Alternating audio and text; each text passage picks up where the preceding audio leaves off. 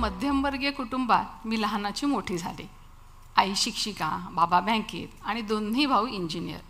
आमच्या अख्ख्या परिवारात गणवेशातली नोकरी कोणी केली नाही, पण मला मात्र गणवेशाचं खूप कुतूहल.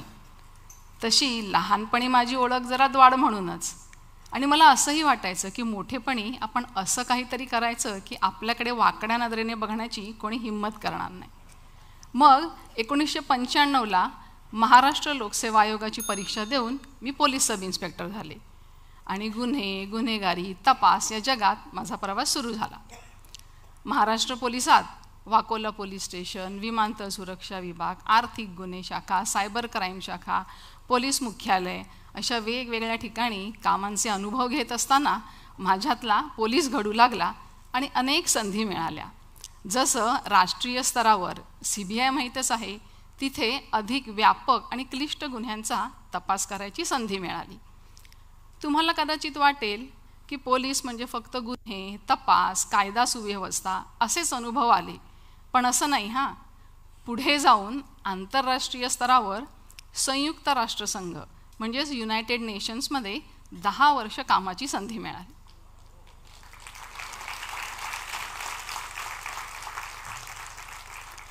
युनायटेड नेशन्स त्याच्या साधारण 100हून अधिक वेगवेगळ्या एजन्सीजमार्फत जगभरातल्या 193 देशांमध्ये शांतता, सुरक्षा आणि विकास यासाठी काम करतं. तसंच संघर्षग्रस्त देशांमध्ये मानवतेच्या रक्षणासाठी शांती सेनेमार्फत काम चालतं. तर असं UNचं बहुआयामी काम मल्टीनॅशनल, मल्टीकल्चरल, मल्टीलिंगल वातावरणात आम्हा पोलिसांची काम करण्याची सक्षमता बघण्यासाठी परीक्षा घेतात. जसं की इंग्रजीची परीक्षा संवादाचं कौशल्य बघण्यासाठी, तर वाहतुकीच्या नियमाचं पालन करून सुरक्षितपणे गाडी चालवता येते का हे बघण्यासाठी ड्रायव्हिंगची टेस्ट, तसंच शस्त्राचा सुरक्षित हाताळणी आणि वापर याच्यासाठी वेपन टेस्ट, आणि पोलीस कामाचं ज्ञान आणि अनुभव याच्यासाठी मुलाखत. अशा सर्व कसोट्या पार करून मी UNच्या गुणवत्ता यादीत आले आणि 2008ला माझी नेमणूक सुदानमधल्या शांती सेनेसाठी UN पोलीस म्हणून झाली. आता सुदान म्हटलं की माझ्यासारखंच बऱ्याच जणांची ओळख ही भूगोलातली, गवताळ प्रदेशाचा देश म्हणून, पण आता नव्याने ओळख होऊ लागली होती. सुदान हा आफ्रिकेतला एक अप्रगत देश आणि दशकांच्या यादवी युद्धानंतर 2005मध्ये तिथे युद्धगटातील युद्धबंदी करार झाला आणि शांती सेनेच्या कामाला सुरुवात झाली.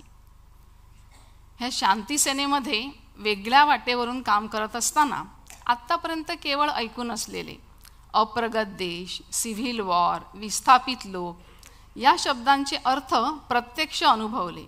उद्ध्वस्त जीवन जगत असणाऱ्या लोकांची UNमुळे शांतता आणि सुरक्षा यांच्याशी मी ओळख झालेली बघितली. सुदानला जाण्यापूर्वी तिकडल्या संभाव्य गैरसोयी आणि असुविधा यांची आम्हाला कल्पना दिली होती, आणि त्याचबरोबर सुदानची राजधानी खार्टूम इथल्या UNच्या मुख्यालयात हजर झाल्यानंतर सुदानमधला संघर्ष, तिथल्या लोकांचं राहणीमान, त्यांची संस्कृती आणि UNचं काम याची तर माहिती दिलीच, पण त्याचबरोबर अत्यंत खडबडीत रस्त्यावर सुरक्षितपणे गाडी कशी चालवायची या ऑफ राईड ड्रायव्हिंगचं सुद्धा आम्हाला ट्रेनिंग देण्यात आलं. तेव्हा मला असं वाटायचं की खार्टूम तर शहरासारखं शहर आणि इथे संघर्षासारखी ही तशी परिस्थिती जाणवत नाही. मग ह्याचं काय बरं प्रयोजन असेल? मग माझी नेमणूक दक्षिण सुदानमधल्या जुबा येथे झाली. विमानतळापासून 200 मीटरचा रस्ता सोडला तर बाकी सगळे रस्ते हे मातीचे असे खडबडीत. आणि हा तुम्हाला जो फोटो दिसतो आहे, तुम्हाला वाटतंय की मी झाडाखाली उभं राहून एका पोलीस ऑफिसर सोबत फोटो काढलेला आहे, तर तसं नाही आहे. ते आहे तिकडल्या एका शहरातल्या विमानतळावरचं वेटिंग लाऊंज. आणि एका शहरामध्ये प्रशिक्षणासाठी गेले होते, तर तिकडल्या माझ्या हॉटेलची ही रूम. तर ह्याच्यावरून तुम्हाला कल्पना आलीच असेल. तर अशा वीज आणि रस्ते नसलेल्या जुबाची आता मला हळूहळू सवय होऊ लागली होती. तिकडली शासन व्यवस्था, न्यायसंस्था यांचा परिचय होऊ लागला होता. दक्षिण सुदानच्या लोकांसाठी सैनिक हेच सर्वेसर्वा, अगदी पोलीससुद्धा. कारण स्थानिक टोळ्यांमध्ये लढण्यासाठी म्हणून हातात शस्त्र घेतलेले अप्रशिक्षित लोक म्हणजे हे टोळी युद्धातले सैनिक. घरोघरी 4-2 AK-47 रायफल आणि 4-2 सैनिक हे ठरलेलेच. आणि अशा गावागावामध्ये पोलीस स्टेशन, कारागृह, न्यायालय ह्या न्यायसंस्था पोचल्याच नव्हत्या. त्यामुळे लोकांना पोलीस हा असा माहीतच नव्हता. आता अशा शस्त्रधारी आणि बहुतांश अशिक्षित सैनिकांना पोलीस बनवणं जरा अवघडच होतं.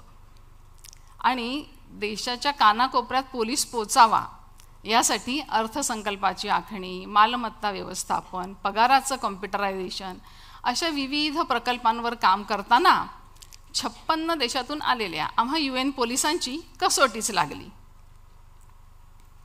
अशा प्रकारे शांतीसेनेचा व्यापक अनुभव घेऊन मी महाराष्ट्र पोलीसमध्ये परत आले खरं, पण सुदानी लोकांची अशी धारणा आहे की नाईल नदीचं पाणी जो कोणी आपुलकीने प्यायला असेल त्याला नाईल नदी परत बोलावतेच. आणि ह्याची प्रचिती मला सुद्धा आली. 2010 मध्ये युनायटेड नेशन्स डेव्हलपमेंट प्रोग्राममध्ये मला कामाची पुन्हा संधी मिळाली. आता माझं काम व्यापक झालं होतं. ॲक्सेस टू जस्टिस आणि रूल ऑफ लॉ या आमच्या प्रोजेक्टमध्ये police, prison, ministry of justice, judiciary आणि कस्टमरी कोर्ट अशा सगळ्यांसाठी आता आम्हाला काम करायचं होतं.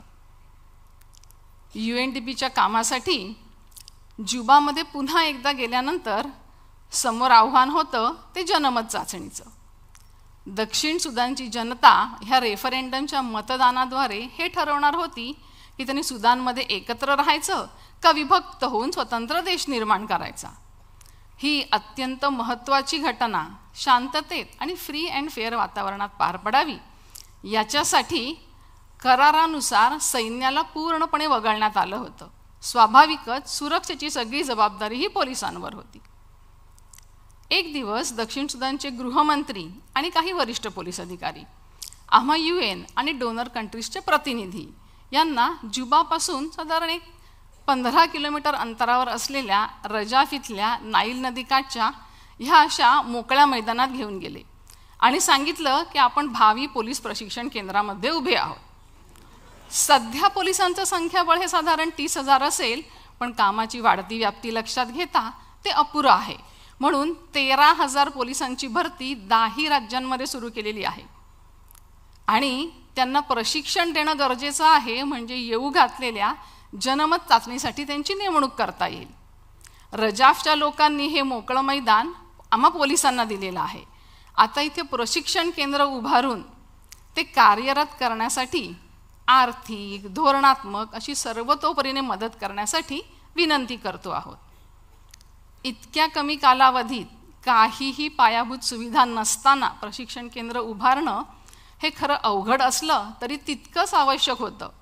मग काय, आम्ही UN आणि पोलीस अधिकारी यांनी नाईल नदीकाठच्या एका डेरेदार वृक्षाखाली पोलीस प्रशिक्षण संचालनालयाची स्थापना केली आणि कामाचं श्रीगणेशा केलं.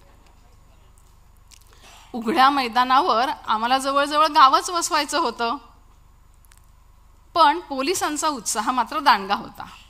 ते आम्हाला म्हणायचे, रानावनामध्ये युद्धाच्या वेळेस फिरत असल्यामुळे आमच्या गरजा अगदी माफक आहेत. खायला एकाच वेळचं जेवण आणि झोपायची काहीतरी व्यवस्था झाली की झालं. पाण्यासाठी तर नाईल नदी आहेच. सद्य परिस्थितीमध्ये आम्हाला सुद्धा अशाच काहीशा व्यवस्था करणं शक्य होतं. मग UNची रेफ्युजी एजन्सी यांच्या मदतीने आम्ही तंबू मागवले आणि प्रशिक्षणार्थींच्याच मदतीने हे अशा पद्धतीने महिला, पुरुष, प्रशिक्षक यांचे राहण्याचे तर प्रशिक्षण, जेवण, कार्यालय असे कामाचे तंबू बांधले. हे काम सुरू असतानाच प्रशिक्षणार्थींची आम्ही नोंदणीसुद्धा सुरू केली होती. तेव्हा असं लक्षात आलं की भरती प्रक्रिया ही शारीरिक क्षमता ह्या एकाच निकषावर केली होती. त्यामुळे बहुतांश पोलीस हे अशिक्षितच. आता त्यांना समजेल उमजेल अशा पद्धतीने प्रशिक्षणाचा आराखडा आणि कार्यपद्धती तयार केली आणि ज्या काही आम्हाला अर्ध्या अपुऱ्या सुविधा उपलब्ध होता त्यांचा पूर्ण वापर करत असे ओपन क्लासरूम केले. जेव्हा ते पण कमी पडू लागले तेव्हा चक्क झाडाखाली प्रशिक्षण देऊन अनेक अडचणींना सामोरं जात प्रशिक्षण पूर्ण केलं. पण पोलिसांची सकारात्मकता खरंच वाखाणण्यासारखी होती. ते आम्हाला म्हणायचे, या प्रशिक्षण केंद्रातल्या गैरसोयींपेक्षा आमचं प्रत्यक्ष जीवन खूप खडतर आहे. इथे किमान नियमितता आहे, जीवनाला दिशा आहे आणि आम्हाला मिळालेली ही एक संधी आहे. 2005च्या युद्धबंदी करारानंतर शांतता काय असते हे आता आम्ही अनुभवतो आहोत आणि तुमच्या मदतीने ती टिकवून ठेवणं हे आता आमच्याच हातामध्ये आहे. कालांतराने प्रशिक्षण केंद्र आकार घेऊ लागलं. Indoor classroom, outdoor parade ground, वाचनालय, कॉम्प्युटर लॅब, वसतिगृह आणि दवाखाना सुद्धा जो लोकांसाठी सुद्धा खुला केला होता, अशा नानाविध सुविधांनी सज्ज झालं आणि नियमितपणे प्रशिक्षण सुरू झालं. या प्रशिक्षण केंद्रातून बाहेर पडलेल्या पहिल्या तुकडीने देशभरात 2600 मतदान केंद्रांची सुरक्षा केली आणि जनमत चाचणी शांततेत पार पडली. 90% रजिस्टर्ड वोटर्सपैकी 99% लोकांनी निर्धाराने सुदानपासून विभक्त होण्यासाठी मतदान केलं आणि 9 जुलै 2011ला दक्षिण सुदान स्वतंत्र झाला. देश जरी स्वतंत्र झाला असला तरी पायाभूत सुविधांचा अभाव, आर्थिक अराजकता आणि अकार्यक्षम मनुष्यबळ याला पोलीस दलही अपवाद नव्हतं. त्यात भर म्हणजे ह्या टोळी युद्धातील सैनिकांचा सरसकट पोलिसांमध्ये केलेला समावेश. त्यामुळे पोलिसांचं नक्की संख्याबळ किती आहे हे कळायला काही मार्ग नव्हता. बरं, हे पोलीस, सैनिक आणि टोळी युद्धातले पोलीस हे त्यांच्याकडे असलेल्या निरनिराळ्या गणवेशांमध्ये सदैव वावरत, त्यामुळे नक्की पोलीस कोण हेही समजायला काही मार्ग नव्हता. आता ह्या पार्श्वभूमीवर आम्ही पोलिसांचं आयडेंटिफिकेशन, क्वांटिफिकेशन आणि व्हेरिफिकेशन असा प्रकल्प सुरू केला. त्यासाठी एक पर्सोनेल डेटाबेस सॉफ्टवेअर विकसित केलं आणि कॉम्प्युटर आणून पोलिसांना ट्रेनिंग दिलं. 10 राज्यांमध्ये सुरू केलेल्या डेटाबेस सेंटर्समध्ये पोलिसांची नोंदणी सुरू झाली. त्याच्यामध्ये त्यांची वैयक्तिक माहिती असलेला अर्ज, फोटोग्राफ, फिंगरप्रिंट आणि मेडिकल चेकअप ह्याचा समावेश होता. 47,000 पोलिसांची डेटाबेसमध्ये नोंदणी झाली. पण पगारपटावर 51,000. आता ह्याची पडताळणी केली तेव्हा असं लक्षात आलं की पगारपटावरच्या 70% पोलिसांचीच नोंदणी झालेली आहे. म्हणजे 30% बेहिशेबी पोलिसांचा अर्थसंकल्प आणि कार्यक्षमता याच्यावर होणारा विपरीत परिणाम लक्षात घेता ठोस निर्णय घेण्यासाठी धोरण समितीची बैठक बसली आणि सुजाण नेतृत्वाने 70% पूर्ण पडताळणी झालेल्या पोलिसांना नवीन गणवेश आणि ओळखपत्र द्यायचं ठरवलं. तसंच हे 30% जे बेहिशोबी आहेत त्यांचं वेगवेगळ्या निकषांवर फेरपडताळणी करायची आणि त्याचबरोबर गृहमंत्रालयामध्ये असलेल्या अखत्यारीखाली असलेल्या कारागृह, वाईल्ड लाईफ सर्व्हिस आणि अग्निशमन केंद्र यांच्यासाठी सुद्धा हा उपक्रम राबवायचं ठरवलं. त्यानुसार पोलिसांचा गणवेश आणि ओळखपत्र याच्यासाठी पॉलिसी तयार केली आणि वाटप केलं. नवीन गणवेश घातलेला आणि ओळखपत्र घेतलेला मी पोलीस आहे आणि तुमच्या सेवेसाठी आलो आहे हे लोकांना अभिमानाने सांगताना त्यांच्या चेहऱ्यावरचा आनंद खरंच बघण्यासारखा होता. दक्षिण सुदानमध्ये काम करताना अजून एक गोष्ट लक्षात आली, ती म्हणजे पोलीस स्टेशनमध्ये गुन्हे, न्यायालयांमध्ये खटले आणि कारागृहांमध्ये कैदी यांचा फारसा काहीही रेकॉर्ड नाही, कुठचीही आकडेवारी नाही. हे आश्चर्यकारक सत्य पचवणं जरा अवघड होतं, पण त्याच्यामुळे युद्धामुळे उद्ध्वस्त झालेल्या शासन व्यवस्था बघायला मिळाल्या. ह्या पार्श्वभूमीवर UN तिकडली न्यायव्यवस्था आणि कायदे यांचा अभ्यास करून पोलिसांसाठी क्राईम स्टॅटिस्टिक्स, न्यायालयांसाठी केस मॅनेजमेंट सिस्टीम आणि कारागृहांसाठी इनमेट स्टॅटिस्टिक्स ह्या एक्सेल बेस प्रणाली तयार केल्या. ह्याची अंमलबजावणी करताना in theory there is no difference in theory and practice but in practice there is ह्या उक्तीची खरंच प्रचिती आली. कारण तुमचा विश्वास बसणार नाही, पण ह्या माजी सैनिकांना गुणाकार, भागाकार, टक्केवारी, आलेख या गणिताचा पुरा विसर पडला होता. आता त्यांना समजेल अशा पद्धतीने निरनिराळे समावेशक कार्यपद्धती वापरून, मेथडॉलॉजी वापरून त्यांना शिकवलं. पण प्रशिक्षणानंतर मात्र आपापल्या घटकाचे संगणक घेऊन जाताना ह्या डिजिटल जगात त्यांचा झालेला प्रवेश आणि त्याचं कुतूहल खरंच बघण्यासारखं होतं. ह्या न्यायसंस्थांच्या आकडेवारीमुळे सर्व न्यायसंस्था ह्या एकमेकांशी जोडल्या गेल्या. जसं की नोंद झालेला गुन्हा, त्याच्यामध्ये अटक झालेला आरोपी, त्याच्यावर चाललेला खटला आणि त्याचं शिक्षा भोगत असलेल्या कैद्यामध्ये झालेलं रूपांतर, या संपूर्ण साखळीची माहिती मिळाल्यामुळे धोरणात्मक निर्णय घ्यायला खूप मदत झाली. जसं की पोलीस गुन्हे आणि गुन्हेगारीवर नियंत्रण करण्यासाठी community policing, emergency call centre, special protection unit यासारख्या यंत्रणांचा वापर करू लागले, तर गावागावात न्यायालय पोचलीच नव्हती, तर तिकडल्या प्रलंबित खटल्यांचा निपटारा करण्यासाठी फिरते न्यायालय हा उपक्रम चालवला. कारागृहांमधल्या ओव्हरक्राउडिंगच्या व्यवस्थापनासाठी सुद्धा ह्या आकडेवारीचा चांगला उपयोग झाला. अशा पद्धतीने ही न्यायसंस्थांची आकडेवारी त्यांना जोडणारा दुवा तर ठरलीच, पण सुधारणांचा स्रोत सुद्धा ठरली. कुठच्याही आपत्तीच्या प्रसंगी आपल्याला आठवतो तो पोलीस, आणि पोलिसांपर्यंत पोहोचायचा सहज सोपा मार्ग कुठचा, तर फिरवा 100, आता 112. दक्षिण सुदानमध्ये काम करताना ह्याची उणीव तीव्रतेने जाणवली. पण दशकांच्या युद्धामुळे सैन्याचा प्रभाव आणि नागरी सुविधांचा अभाव याच्यामुळे इतकी मूलभूत सुविधासुद्धा सुरू करणं जरा स्वप्नवतच होतं. पण डिसेंबर 2013मध्ये झालेल्या सिव्हिल वॉरनंतर आंतरराष्ट्रीय वर्तुळामध्ये लोकांच्या रक्षणासाठी काय करता येईल अशी चर्चा सुरू झाली. दक्षिण सुदानमध्ये 2010 पासून साधारण मोबाईल सेवा सुरू झाल्या. तशा ह्या 4 मोबाईल कंपन्या, GIZ ही जर्मन कंपनी, UN देणगीदाते देश, पोलीस, गृह मंत्रालय आणि दूरसंचार मंत्रालय अशी आमची सगळी टीम इमर्जन्सी कॉल सेंटरसाठी एकत्र आली. त्याच्या कामाची व्याप्ती आणि अडचणी लक्षात घेता प्रायोगिक तत्वावर राजधानी जुबा येथे सुरू करून टप्प्याटप्प्याने देशभर विस्तार करायचा असं ठरलं. त्याच्यासाठी अजून एक अडचण अशी होती, ती म्हणजे पोलीस गाड्यांची. दक्षिण सुदानमध्ये पोलीस पेट्रोलिंग गाड्या ही संकल्पनाच नव्हती. ज्या काही गाड्या आहेत त्या वरिष्ठांच्या दिमतीला.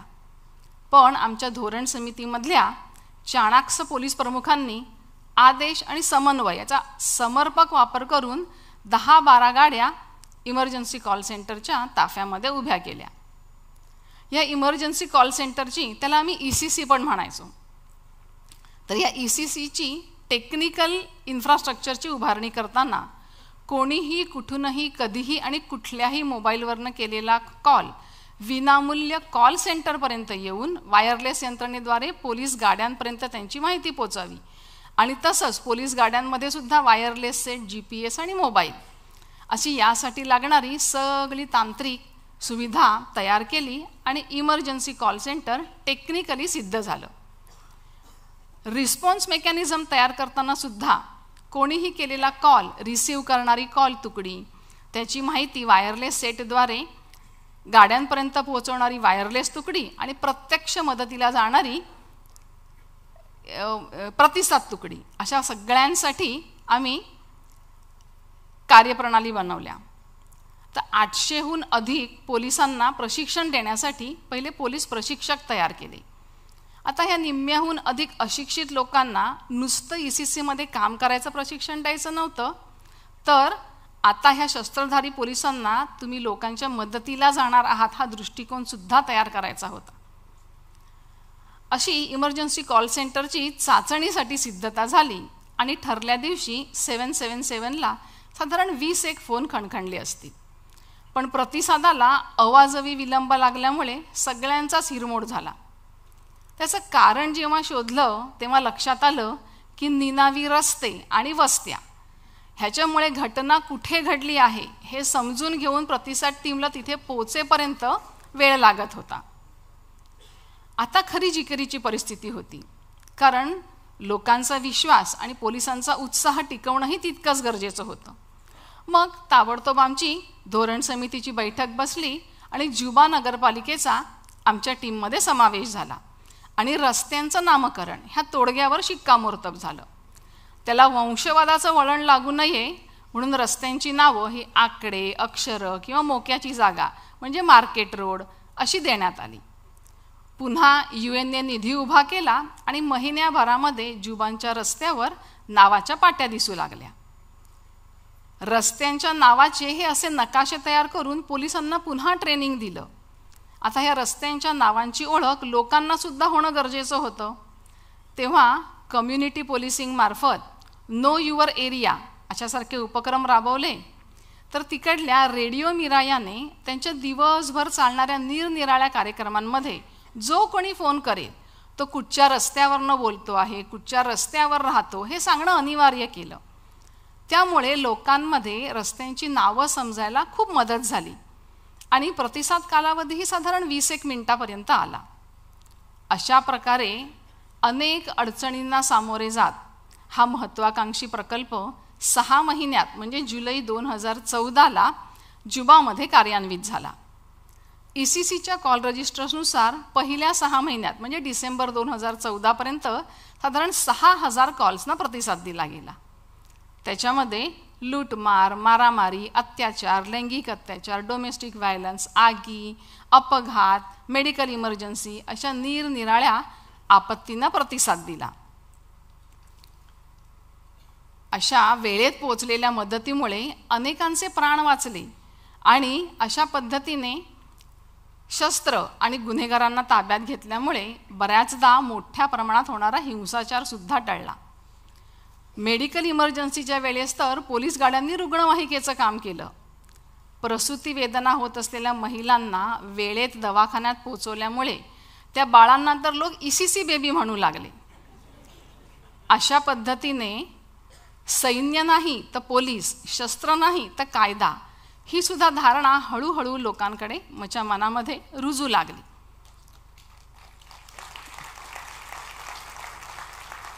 कालांतराने वाऊ या दुसऱ्या शहरामध्ये जरी इमर्जन्सी कॉल सेंटर कार्यान्वित झालं असलं तरी अजूनही देशभर विस्तार हे तितकंच मोठं आव्हान आहे. दक्षिण सुदानमध्ये काम करताना युद्धबंदी करार, जनमत चाचणी, देशाला मिळालेलं स्वातंत्र्य, शांततेसाठी चालवलेले अनेक उपक्रम, पुन्हा युद्ध आणि विध्वंस या सगळ्याची मी साक्षीदार आहे. तिथे काम करत असताना निरनिराळ्या UN agencies, donor countries, international organisations यांच्या बरोबरीने काम करताना या उद्ध्वस्त आणि तणावग्रस्त लोकांच्या आयुष्यात थोडी तरी सकारात्मकता आणण्यासाठी मला खारीचा का होईना वाटा उचलता आला याचं खरंच आंतरिक समाधान आहे.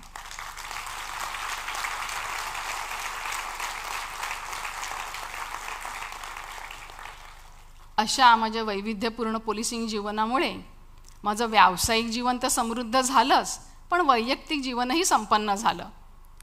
करिअरच्या मागे 45 उलटून गेली तरी लग्नाच्या पासून दूर राहिलेली मी आणि दक्षिण सुदानमधले माझे इथिओपियन सहकारी श्री लालेम बरहानू डिंकू आम्ही लग्न केलं.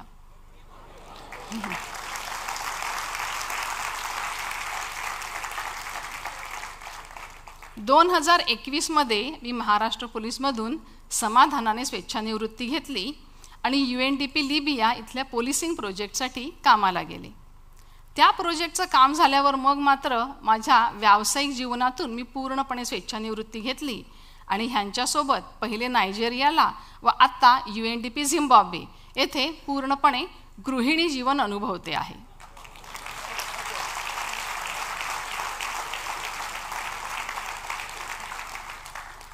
हे स्वेच्छा काम करत असताना वाचन, लिखाण, योगा, बागकाम, शेती, भटकंती, फोटोग्राफी ह्या माझ्या आवडी जपत असतानाच सामाजिक जाणीवेतून माझ्या परीने शक्य आहे ती मदत करण्याचा मी प्रयत्न करते. आत्तापर्यंत आयुष्याने अनेक वळणांवर खूप सुंदर अनुभव दिले. आताही बघूया आयुष्य कुठच्या वळणावर घेऊन जात आहे. एक्सेल, एक्सप्लोर आणि एन्जॉय करायला मी तयार आहेच.